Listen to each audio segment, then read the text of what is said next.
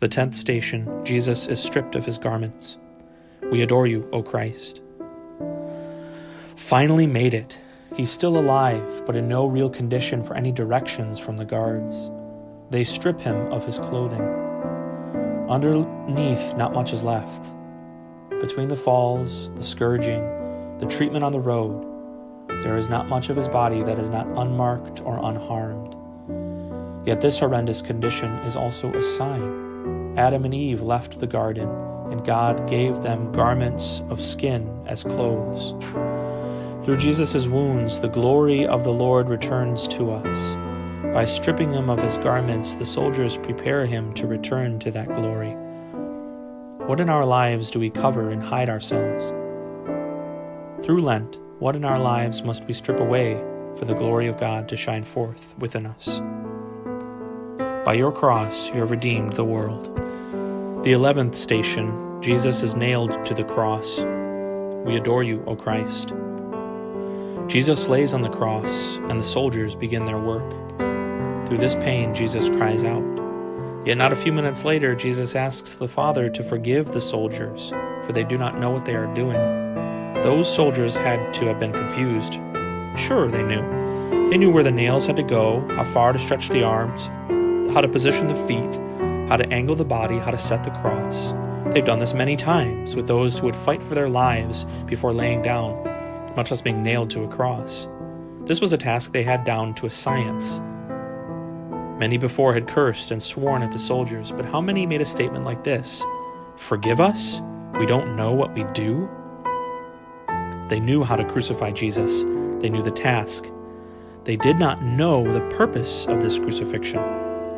However, one soldier would recognize this man as the Son of God. How often do we not know what we do like the soldiers? Like, how many times has Jesus forgiven us because of our ignorance? By your cross, you have redeemed the world. The 12th station, Jesus dies on the cross. The 13th station, Jesus is taken down from the cross. We adore you, O Christ. Mary, did you know that your baby boy was heaven's perfect lamb? Did you know it would come to this? When you said yes, was this a possibility you knew about? Or was this all a shock to you? Yet you still surrendered to God's will. You said yes, whether you knew all of the plan or not. You were the handmaid of the Lord, who became the mother to Christ. No one would blame you for your sorrow, anger, or any reaction you had toward God. You held in your arms the new covenant, just as the Ark of the Covenant was held the law of Moses. In your sorrow, were you able to see your Son's triumph?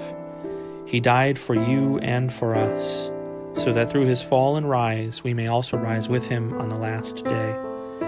For now your sorrow is inconsolable. A mother holding her lifeless child is truly an injustice and a tragedy. Through our sorrows, do we see how God triumphs? Do we see our victory in God's victory? By your cross, you have redeemed the world. The 14th station, Jesus is laid in the tomb. We adore you, O Christ. A man who remains silent in the Scriptures ensures a resting place for Jesus. It is not much, in fact, it is almost nothing. But it is a place to rest and wait for the coming sign, the coming victory. This man's name is also Joseph. But unlike Joseph, the spouse of Mary, Joseph of Arimathea was silenced, not silent. He was a member of the Jewish leadership who did not consent to the plan against Jesus. But his opinion did not matter and was silenced by his peers. All he could do was offer a place of rest for Jesus. He asked Pilate for the body and was granted it. He knew this was not the fate Jesus deserved, but the reality that Jesus was subject to. Another victim of injustice to Joseph. But he did not know that this reality of death would break into a promise of life. Joseph of Arimathea would not see the resurrected Christ in the Gospels. Did he ever learn the truth? How many times in our lives do we wait for God's miracle? How often are we there to see it? By your cross, you have redeemed the world.